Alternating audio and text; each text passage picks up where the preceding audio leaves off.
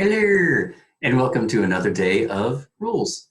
So today's focus is on the emotions of the characters. We've talked about this before. Characters' emotions often drive not just what the characters do, but they also affect the problem and the solution in a story. So I want you to identify at least one emotion from one character, make sure that you provide evidence from the text, and explain what emotion you could infer that character was feeling. So today's chapter is called, If You Can Only Choose One, Pick Carefully. On Wednesday morning, the minivan is gone from the driveway next door, so I busy myself collecting words and phrases for Jason in the blank spaces of my sketchbook. Words from commercials, conversations, and books run between my doodles and across the backs of my drawings. The driveway remains empty until after dark. An hour before OT on Thursday, I lay my sketchbook open on my desk and flip the pages, hunting for the right words and phrases to put on Jason's cards. Why not? He already has why, but why not is pushier, like why with a fist on its hip. Out my window, I see the minivan still parked next door.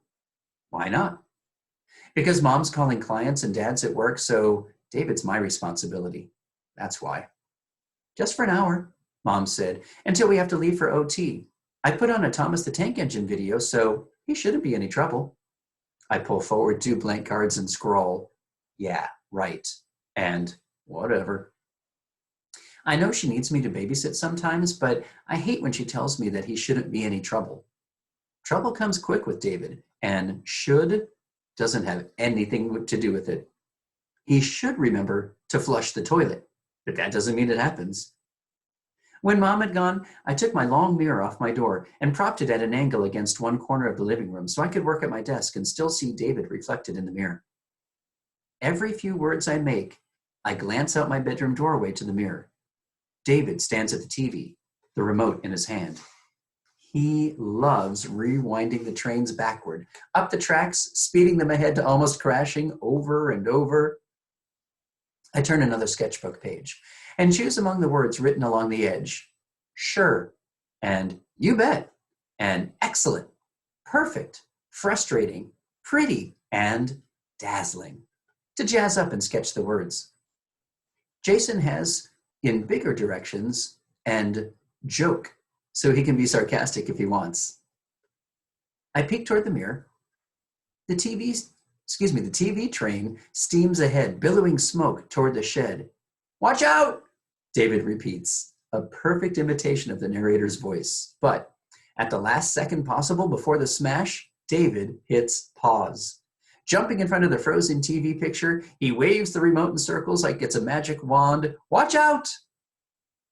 On the next page is my half-finished portrait of Jason. I pick up a pencil and I add details that I couldn't add in the waiting room.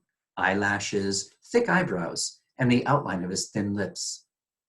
Part of me wishes that I could tear this picture out of my sketchbook and crumple it up into a tight ball so I don't hear his mother scolding in my head when I see it, but the rest of me is bothered that it's incomplete.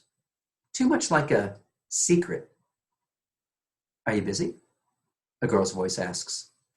I drop my pencil and flash a look from my unmade bed to the folded clothes piled up on my bureau. Cinnamon and Nutmeg crane their necks to weep at Mom and the girl from next door standing in my doorway. I saw Christy coming up the walk, Mom says, smiling. Catherine, I have one more call to make. Could you keep an eye on David for a few more minutes? Then I'll take over, I promise. And before I can get out, no. I see Mom's legs in the mirror, hurrying back toward her office. David pushes rewind, and Thomas speeds backward again. Excuse me. Come in. I offer my chair, but Christy sits on the edge of my desk, crossing her feet at the ankles. Are you busy? She asks. No. Seeing her up close, I know Christy will be popular. Not only for her straight brown hair parted off center, shining down to her elbows, or because she looks just right, even wearing frayed jean shorts and a t-shirt. Christy radiates cool, and I know it as sure as I know David will stop that speeding train at the last second. Part of me feels sorry because She doesn't look like a flashlights and Morse code kind of kid, but the other part of me is excited. I'm glad Mrs. Bowman sold you her house, I say. Well, I guess technically the realtor sold it, but I'm glad your family bought it because I've always thought it would be great if a kid lived next door. Mrs. Bowman was nice, but she was really, really old. I clamp my teeth together to keep anything else dumb from escaping out of my mouth. Christy drags a strand of her hair between her fingers. I'm glad too. I was scared I'd have to start school next year without knowing anybody. My lips spread to a smile, imagining Melissa's surprise as I introduce Christy into our group. This is my friend Christy, I'll say. We hung out together all summer. I glance out my doorway to the living room. Where's David? Ryan says there's a bus stop at the end of the street. I lick my bottom lip to keep from grimacing. At the corner. That's great. Christy continues to twist her strand of hair. I used to walk 3 blocks to catch the bus, even when it was freezing or raining. Mom would always say, take the umbrella, so anyone carries an umbrella. David insists on bringing his bright red umbrella to school, even when it's only cloudy. Yeah, my mom's like that too. Here's another rule. Leaving out isn't the same as lying. She always says, well, at least wear your hood. And I continue, like I'd want hood hair. Christy smiles, letting the twisted strand fall back to her arm. Ryan said he lets kids wait in his house when it's raining since he can see the bus from there. But that's only if you're invited. I peek out the doorway into the empty living room. Part of me would like to tell Christy the truth, but I don't want our conversation to become all about David. At the bus stop, I always tell him, you have your umbrella, grabbing the back of his jacket to keep him from following Ryan's friends up the steps. Going inside, that's just for kids without umbrellas. I would be honest, but David doesn't understand invited and not invited. He thinks everything is for everyone. Ryan's nice, Christy says. Don't you think so? Nice as a cockroach. Want some sherbet? I ask. Here's another rule. When you want to get out of answering something, distract the questioner with another question. Christy asks, what kind? Raspberry. David rushes through my doorway, his eyes wide with panic, an audio cassette in his hand. Fix it? The tape has pulled out of the cassette, hanging in a long, delicate loop. At first, I'm relieved that that's all that's wrong, until my guinea pigs start to squeal. With the cassette over one ear and his hand shielding the other, David yells, quiet, pigs! Christy shoots a worried glance from David to the guinea pigs, and then back to me. I pry the cassette from David's fingers, knowing it'll be faster to deal with the tape than the tears filling his eyes. Don't worry, this will only take a minute. I spin the cassette around and around on my finger, wishing I had 2 more hands, one to give the guinea pigs hay to quiet them, and another to cover David's mouth as he shrieks. I spin the cassette so fast, my finger keeps slipping out of the tiny hole. When the tape lies flat and tight, I slide Frog and Toad together into my cassette player, and I push play. Arnold Lobel's deep voice joins the guinea pig squeals, and David's face lights up like Christmas morning. Halloween night and his birthday all rolled into one big grin. You fixed it! Go find Mom, I say, pressing the cassette into his hand, and tell her I'm done babysitting. Before I can even close the door, I peek into the living room to be sure that David's heading toward Mom's office. He disappears down the hallway, swinging his arms. That must be hard, Christy says. Even regular little brothers are a pain. Regular snarls in my stomach. I grab my sticky note and I write, Dad, buy a new tape player. And I stick it on the back of my door to remember to tell him again.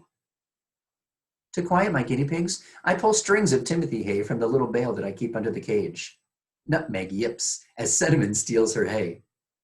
They're so cute, Christy says. Can I hold them? Sure. I toss her a towel. Better put that on your lap in case they go to the bathroom. I slide one hand under Nutmeg's chest and I cup her back legs with my other. Cinnamon weeks until I set her next to Nutmeg on Christy's lap, and the squealing turns to happy pig cooing. Nutmeg, I thought I'd never see you again. Say, what are you eating? Towel, medium rare, with a hint of fabric softener. Care for a bite? Don't mind if I do. My door bursts open. No toys in the fish tank, David announces. I'll be right back, I say to Christy between my clenched teeth.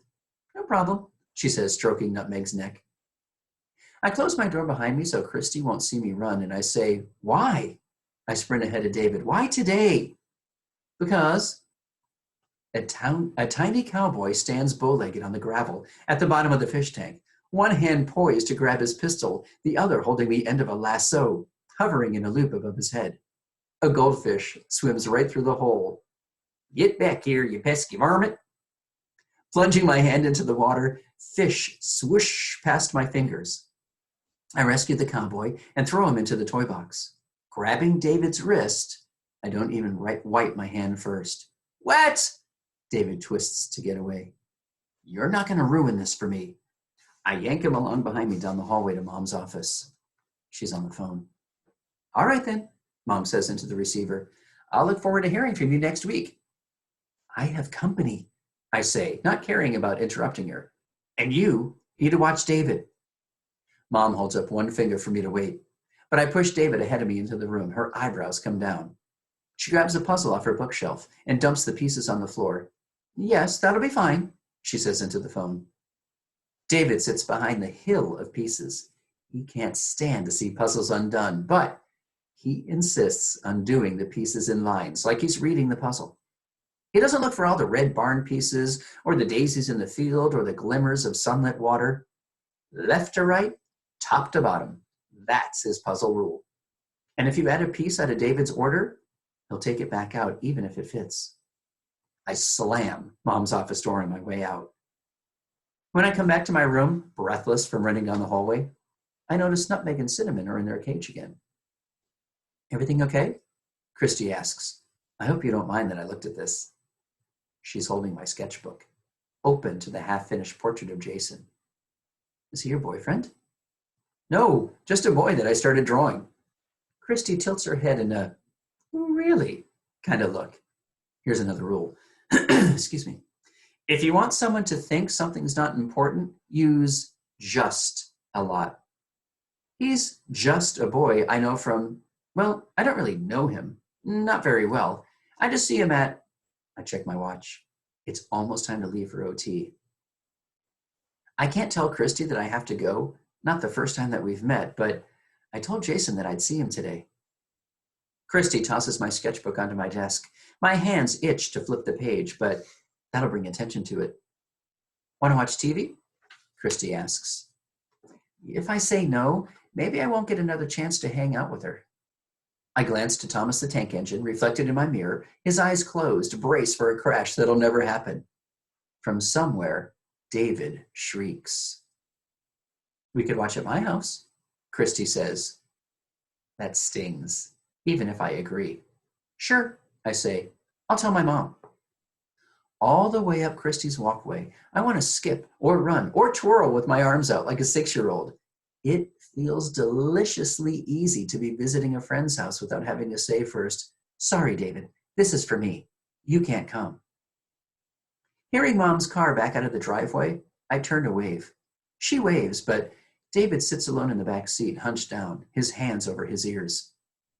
I follow Christy up the steps and through her front door. So remember, today's focus is on emotions. You want to choose at least one character, and you want to describe the emotion that either the author told you about or that you inferred, and you want to make sure that you provide evidence from the text. And the next chapter is called, At Someone Else's House, You Have to Follow Their Rules. And with that, I'll see you next time. Bye-bye.